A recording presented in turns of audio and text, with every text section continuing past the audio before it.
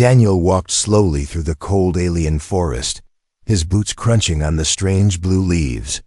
His ship had crashed 2 days ago, and now he was trying to find help. The planet was quiet, too quiet. The only sound was the wind and his own breathing. He stopped to rest near a large tree. His body ached. He had only a little food left and no idea where the nearest town was. He looked at the sky. It was dark, even though it was daytime. The sun on this planet was weak. Suddenly, he heard a sound. It was soft, like someone crying. Daniel stood still. He looked around. At first he saw nothing. Then, behind some bushes, he saw something small. He stepped closer carefully. He didn't want to scare it. Then he saw her, a little alien girl, maybe 6 or 7 years old, in human age. Her skin was pale purple. Her clothes were torn. She had no shoes. Her arms were wrapped around her legs, and she was shivering from the cold. She looked up at him, her big silver eyes full of fear. Daniel raised both hands slowly. "It's okay," he said softly. "I won't hurt you." She didn't speak, just stared at him like a frightened animal. He slowly took off his backpack and pulled out a protein bar. He broke it in half and held one piece out to her. She didn't move at first, but then, slowly, she crawled forward and took the food. She sniffed it, then took a small bite. Her eyes widened.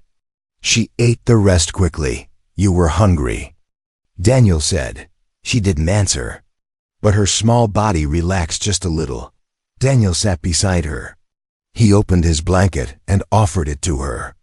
She hesitated, then came closer and let him wrap her inside the warm cloth. Her small head rested against his arm. He looked at her and sighed. "Where are your parents?" he asked. She didn't respond. "Are you lost?" Still no answer, but then softly she whispered something. It wasn't in English. It was in a language Daniel didn't understand, but her voice was full of pain.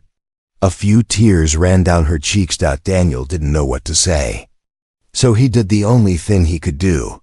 He stayed with her. He built a small fire and gave her more food. She didn't speak again, but she didn't run away either. When the fire grew warm, she finally fell asleep beside him, her head on his arm. Daniel looked at her and frowned. Who was she? Why was she alone in the forest? Why didn't anyone come looking for her? As the fire crackled and night fell, Daniel promised himself something. "I'll protect you, no matter what." He stayed awake most of the night, watching over her. The stars were strange here, and the trees made soft humming sounds in the wind. But Daniel didn't care. He had a job now, keeping the little girl safe. Eventually, sleep pulled him in too, but when he woke up the next morning, everything changed. The fire was out. The girl was gone. Daniel jumped up, his heart pounding. He looked around wildly. "Hey, where are you?" he shouted. "Little girl?" No answer. He searched the area. No footprints. No sign of struggle. Nothing. It was like she had vanished. He ran deeper into the trees, calling for her again and again. But there was only silence. Just birds and the wind. "Did I imagine her?" he whispered. "Was she real?" Daniel sat down on a rock, confused and worried. He touched the ground where she had slept. It was still warm. Her half of the blanket was gone. She had taken it. She was real. But now, she was gone, and Daniel had no idea if he would ever see her again. He looked out into the quiet forest and whispered, "I hope you're safe, little one, wherever you are." For 3 days, Daniel searched the forest. Every morning, he walked further from his broken ship, hoping to see a glimpse of purple skin or hear that soft voice again. But the alien girl never came back. No footprints, no signs, nothing. Still, he kept a fire burning each night near the same tree, just in case she returned. On the 3rd night, rain fell hard. Daniel sat under a large tree, soaked, cold, and tired. The fire was weak. His blanket was wet. His body was shaking, and his eyes half closed from lack of sleep. Then, something strange happened. He felt it first like a warm breeze against his skin. Then he heard it. Not thunder, not wind, but whispers. Soft musical whispers. He looked up. Two glowing figures stood just beyond the trees. One small, one tall. Daniel stood up quickly, his hand going to his side, but he had no weapon. Just wet hands and a pounding heart. Then the small figure ran toward him and wrapped her arms around his legs. It was her, the alien girl. Daniel froze. She looked up at him, smiling softly. She was dry, clean, wearing new clothes. Her eyes sparkled with joy. Daniel knelt and held her tight. "You're okay," he whispered. "You're really okay." He looked up. The taller figure stepped forward. She was beautiful, but not in a human way. Her skin was smooth like gold, and her eyes glowed like twin moons. She wore a long dark robe, and her black hair flowed down her back like silk. Her voice was calm, deep, and powerful. "You helped my daughter when no one else would." Daniel stood, unsure what to say. I just saw she needed help." The woman bowed her head deeply. "That help meant everything to us."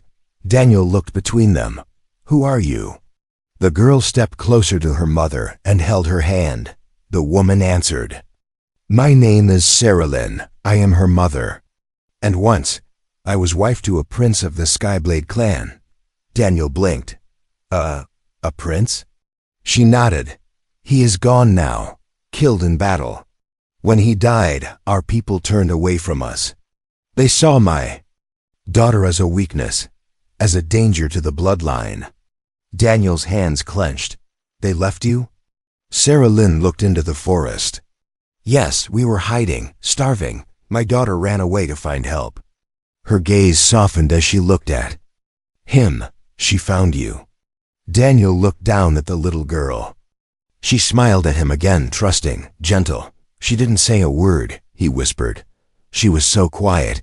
Saralyn smiled. "She has not spoken to anyone in months, until today." Daniel raised an eyebrow. "What did she say?" The mother stepped closer. Her voice was now a whisper. She said, "He was warm. He was kind. He felt like home." Daniel's heart skipped a beat. The little girl pulled on his sleeve. She pointed at the fire, then made a small gesture like giving something. Daniel smiled. "You want to give me something?" She nodded and held out his old blanket, the one she took when she vanished. It was clean, folded, repaired. He took it gently. "Thank you." Then Saralyn did something unexpected. She knelt on one knee, her hands open, her head bowed. Daniel stepped back. "Hey, what are you doing? This is our way," she said. "A life debt must be honored. You didn't just save a lost child. You saved a princess." Daniel blinked. "A princess? She is the last of her royal bloodline. And you, a stranger, gave her safety and warmth when no one else dared. That means everything." Daniel rubbed the back of his neck. "I didn't do it for reward." Saralyn stood slowly. "You did it from your heart. That is why you are different." She looked him in the eyes. "You must come with us." Daniel hesitated. "Where?" She turned and pointed toward the misty mountains in the distance. "To our home, the last place where we are still welcome." Daniel looked at the child. Then at Saralyn. He didn't know what waited for him up there, but something in his gut told him this was only the beginning. The sky turned green as they climbed higher into the misty mountains. Daniel had never seen a sky like this. Soft green light glowing through silver clouds, casting shadows on the narrow path. Strange birds circled above. Wind howled through tall black trees. The mountain felt alive. The little alien girl walked beside Daniel, holding his hand tightly. She didn't speak, but her eyes kept looking up at him with a quiet trust. Her mother, Saralyn, led the way in silence, her long robe floating behind her. They reached a hidden gate made of stone and vines. As Saralyn whispered a strange word, the vines moved aside on their own. Behind the gate was a secret village, houses carved into the cliffs, glowing flowers lighting narrow paths. People dressed in robes looked up in shock as Saralyn entered alive and not alone. Their eyes moved to Daniel. A human, their faces showed fear, confusion. And whispers began. Who is that? Is that a human male? He walks beside the princess. Daniel felt the tension. He leaned down to the girl and whispered, "Are they scared of me?" She nodded softly, then squeezed his hand tighter. Saralyn led them to a large house near the edge of a cliff. Inside, the walls were smooth crystal. Warm lights glowed without fire. It was quiet, peaceful, but something felt heavy. Saralyn turned to him. "You must be tired. Rest here. Tonight, the council will speak with you." Daniel frowned. "The council? They must decide if you can stay." Before he could ask more, she left the room with her daughter, giving him one last look, a mix of hope and worry. That night, the stars above the mountain glowed red. Daniel sat in a circle of glowing stones. Elders sat around him, their eyes like polished glass. Saralyn stood beside her daughter, silent. The head elder, an old woman with silver skin, spoke. "You are the human who helped our princess?" Daniel nodded. "I didn't know she was a princess. I just saw a lost girl." The elder's voice turned sharper. "Do you know what you've done?" Daniel's heart thudded. "I saved a child." "You didn't just save her," another elder hissed. "You accepted a life bond. Do you understand the meaning?" Daniel looked confused. "No, I don't." Saralyn stepped forward. Her voice was soft but steady. "In our culture, if a male protects a royal child without being asked, he becomes part of the bloodline. It is the law." Daniel stood slowly. "Wait, are you saying I'm part of your family now?" One of the elders scowled. "It means you are responsible for both the child and her mother." Silence fell. Saralyn looked at Daniel with calm eyes. "I tried to tell you. That's why I brought you here." Daniel's voice dropped. "You think I should stay?" She looked at her daughter. Then whispered. She spoke for the first time. "Because of you." The little girl looked up, her eyes full of silent hope. Later that night, Saralyn and Daniel sat outside on a quiet ledge. The wind was cold. Stars filled the sky above. Daniel asked, "Why didn't she speak before?" Saralyn didn't answer for a while. Then she said, "She saw her father die, right in front of her." Daniel looked down. "I'm sorry. We were attacked by raiders. He died protecting us. After that, she stopped speaking, stopped smiling, until she met you." Daniel was quiet. The girl had been through so much. Saralyn looked at him again. Her voice was low. "They call her a curse. But I know she's not." Daniel turned to her. "She's not. She's strong." A faint smile touched Saralyn's lips. She only smiled once in months, and it was when she was in your arms. Daniel looked up at the stars. "I'm not special," he whispered. "I just did what was right." Saralyn touched his arm. "Sometimes, that's exactly what makes someone special." The next morning, Daniel awoke to the sound of soft music, not from instruments, but from voices. Outside, dozens of villagers stood in front of the house. Some were singing.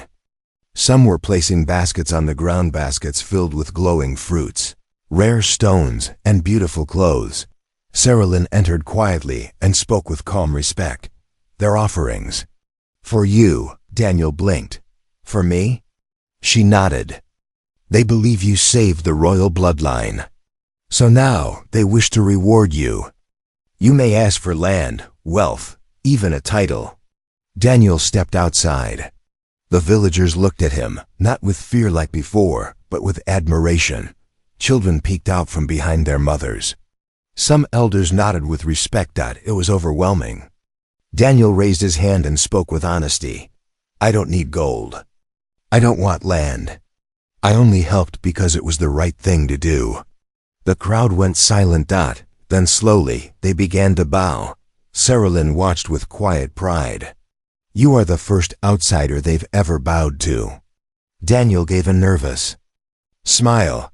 I didn't ask for any of this. She stepped closer. No, she said, but something greater still waits.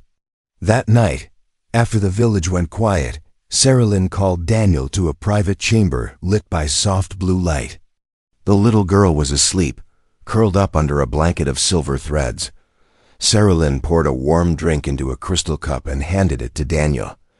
I told him not to offer gold or land again, she said. Daniel sipped the strange drink. Thanks. I didn't come here for rewards. I know, she said softly. That's why I must offer you something different. He looked at her, confused. She stood tall, her eyes shimmering like stars. Then, slowly, she bowed. Not just her head, but her knees touched the ground. Daniel jumped up. Wait, what are you doing? Her voice trembled. This is our sacred vow posture. He stepped forward, uneasy. Please don't. She raised her eyes to meet his. I offer myself as your mate. Daniel went silent. The air between them turned still. She continued, not for honor, not for tradition, but because my child sees you as her protector, as her father. Daniel stepped back. Saralyn, I'm not even from this world. I'm not like you. She stood up slowly. But you did something no one else did. You made her feel safe. Her hands gently touched her chest. And you made me feel something I thought was lost forever. Daniel's voice dropped. You barely know me. I know enough, she whispered. Enough to ask. And enough to hope. Silence. Only the sound of the wind outside the crystal walls. Daniel looked at the sleeping girl. He remembered the night she held his hand in the forest. The way she had returned with the blanket. The smile she gave him, so pure, so real. And then he looked at Saralyn, strong, kind, and full of silent pain. He didn't answer, not yet. He simply whispered, I need time. Saralyn nodded. There is one thing more, she said quietly. Daniel turned. What? She looked away, almost afraid. If you stay past the seventh sunrise, by our law, you become one of us. There will be no return to Earth. No message. No rescue. Nothing. Daniel stared at her. 7 days. A choice that could never be undone. She stepped aside, letting him walk out of the room. As he left, the little girl stirred in her sleep and whispered his name. Daniel. His heart froze. It was the first time she had ever spoken it. The fifth morning came with no sunrise, only deep mist. Daniel stood alone on the edge of the cliff, watching fog curl through the valley below. The alien sky was quiet. No sound of birds. No ships in the sky. Only the distant hum of the crystal village behind him. His thoughts were loud. He hadn't slept. Saralyn's offer still echoed in his mind. Her eyes, her words, and the way the little girl had whispered his name in her sleep. He had come to this world by accident. Now he wasn't sure if he ever wanted to leave. Later that day, an old man approached him. Skin like stone, eyes like silver fire. He was the High Elder. You walk like one of us now, the Elder said. But there is a truth you must know before the sixth sunrise. Daniel turned. What truth? The Elder held out a small glowing stone. This is a bonding crystal, only used when a stranger accepts royal blood.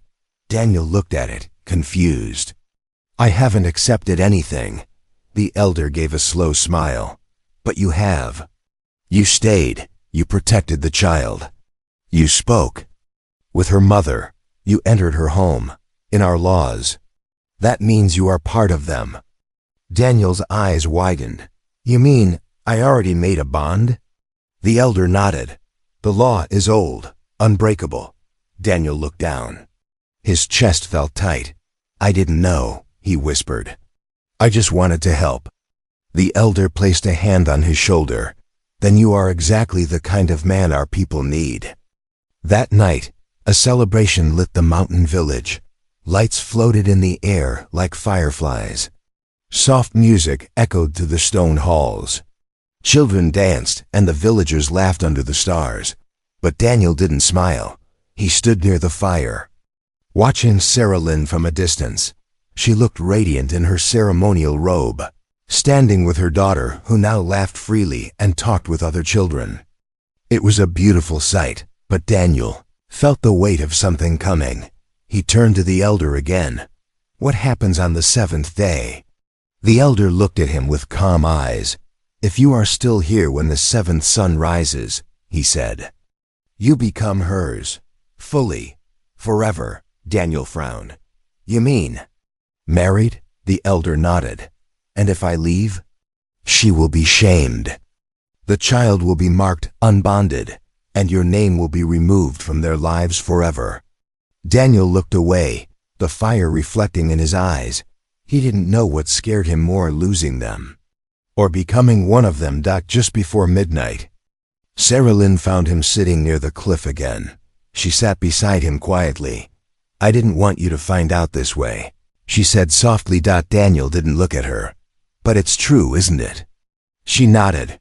"Our ways are old, but they have power. I understand if you choose to leave." Daniel finally looked at her. "Why me?" Sarah Lynn smiled. "Because you didn't see a curse. You saw a child, and you gave her your blanket before you gave her your name." He laughed a little. "I didn't even know her name." Sarah Lynn leaned closer. "Would you like to hear it?" Daniel looked at her. She whispered, "Nala." The name was soft, beautiful. He repeated it, almost in a whisper. "Nala." Just then, an explosion in the sky. A bright light tore through the clouds. Daniel stood quickly. A ship, a human rescue ship, coming toward the mountain. Sirens echoed through the village. The humans had finally found him. Sarah Lynn stood behind him, silent, and Nala, awakened by the sound, ran out of the house, her eyes full of fear. She ran to Daniel and hugged his leg tightly. He looked down at her. Then up at the bright ship in the sky, and his heart was caught between two worlds. The sky screamed open. A loud boom shook the cliffs as the Earth ship cut through the clouds like a blade of fire. Winds howled. The villagers ran for cover. Lights flickered. Crystal walls trembled. But Daniel stood still, his arms protectively around Nala. She clung to his chest, trembling. Her small hands gripped his jacket. Behind him, Sarah Lynn stepped forward, her eyes full of dread. The human ship landed hard at the edge of the cliff, kicking up dust and fire. Doors hissed open. A team of armored soldiers marched out, weapons ready. Their leader removed his helmet. It was Commander Reeves. "Daniel Archer," he shouted. "Stand down. We've come to bring you home." Daniel didn't move. He looked at Nala, then at Sarah Lynn, then back at the team he once called family. Commander Reeves stepped forward, lowering his weapon. "You've been missing for 3 weeks," he said. "We thought you were dead." "I'm not dead," Daniel replied calmly. "Then come back," the commander said. "Your record's clean, no charges, just return with us." Daniel looked behind him. Sarah Lynn's face showed no anger, no tears, only calm, quiet understanding. But Nala gripped tighter. "Don't go," she whispered. Commander Reeves frowned. "Who's the kid?" Daniel hesitated. "Her name is Nala." Reeves looked at the child, confused. "You've gotten close to them," Daniel nodded. "I didn't plan it, but she found me, and I couldn't leave her behind." Reeves stepped closer. "Listen, Dan, you don't belong here. You're human. These people have strange rules. You stay too long, they'll never let you go." Daniel spoke without thinking. "Maybe I don't want to go." The team behind Reeves exchanged glances. "Daniel," Reeves's voice lowered, "I don't know what they told you, but once that sun rises tomorrow, you're locked in. You'll be stuck here forever. No more Earth, no more mission, no more contact." Daniel looked down at Nah, then to Sarah Lynn, who whispered softly, "We will never ask you to stay." But we will not stop you if you choose us. Reeves stepped closer, voice harder now. You're a soldier. You swore to protect your kind. Are you really going to throw that away for an alien woman and her child? Daniel's voice was steady. I didn't protect them because they're aliens. I protected them because they needed someone. Reeves shook his head. This is madness. You've been tricked. Daniel looked back toward the village, where soft lights glowed in the mist, where a child smiled again for the first time in months. Then he looked at the sharp, steel coldness of the rescue ship, uniform, empty, familiar but distant. He exhaled slowly, and whispered, No, I wasn't tricked. I just found something better. Reeves stepped back, stunned. You're really staying? Daniel nodded. Reeves stared at him for a moment, then turned away. Cut him off, he ordered the pilot. Wipe his ID, erase his name. They turned and walked back into the ship. The door began to close, but just before it sealed shut, Reeves looked back one last time. You're dead to earth now, Daniel. Daniel stared at the door as it sealed shut with a loud hiss. He didn't flinch when the ship roared back into the sky, leaving flames behind. Nala looked up at him with wide, sparkling eyes. You stayed. He knelt and hugged her close. I stayed. Sarah Lynn stepped closer. There is still time to change your mind. Daniel shook his head. No, he said. I already chose. This is my new home. As the last lights of the Earthship vanished beyond the clouds, the alien sky began to shift. The seventh sunrise was near. The seventh sun rose like a whisper, not with fire, but with light that moved slowly across the sky, golden, soft and warm. It touched the tips of the mountains, rolled over the stone village, and finally reached Daniel, who stood at the cliff's edge, waiting. But he was no longer waiting to be rescued. He was waiting to begin. Behind him, villagers gathered in silence. Dressed in silver and white, they formed a circle around a sacred platform made of crystal. A tall tree bloomed beside it, its leaves glowing in the sunrise. Sarah Lynn stepped forward. Her robe was no longer black.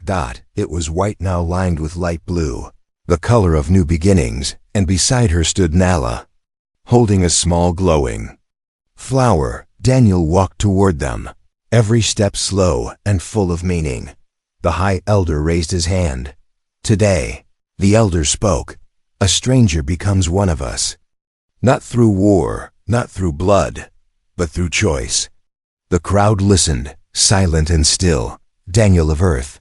The Elder continued. You stood between a lost child and the cold. You gave kindness where others gave fear. You gave warmth where others gave nothing. The Elder turned to Sarah Lynn and Nala. And now, two hearts ask you one last question. Sarah Lynn stepped closer. Her voice was steady, but her eyes were wet. We have no riches to give, no ships, no sky to promise. Only a life with us. She looked into his eyes. Will you take it? Daniel looked at her, then down at Nala, who now stepped forward and held the flower up to him. Her small voice, barely more than a breath, whispered, Will you be my father? Forever? Daniel knelt. His hands trembled as he took the flower. I already am. He stood and looked at Sarah Lynn. And yes, he said, not because of law, not because of debt, but because I want to. The village exhaled like a wind had passed through them. The Elder raised both hands. Then let it be known, Daniel is no longer of Earth. He is of Illyria. He is of us. Cheers rose. Soft music began. The bonding crystal was placed between Sarah Lynn and Daniel's hands, and as they touched it together, it glowed bright, bluer than the sky, warmer than fire. The crystal cracked down the center, then melted into light, wrapping around them like a soft ribbon before vanishing into the air. It was done. They were one. Later that evening, as stars returned to the sky, Daniel sat by the fire outside their new home. Nala curled against him, already asleep in his lap. Sarah Lynn sat beside him, silent, peaceful. Daniel looked up at the alien sky. I used to think Earth was home, he whispered. Saralyn smiled. And now? He looked down at Na-L-A-H. Then at Saralyn. Now I know, home is not a place. It's a hand that reaches for yours in the dark. She leaned her head against his shoulder, and far above, the seventh sun slipped below the horizon, its light leaving only after it had welcomed someone new, a human, a father, a husband, and now, a legend.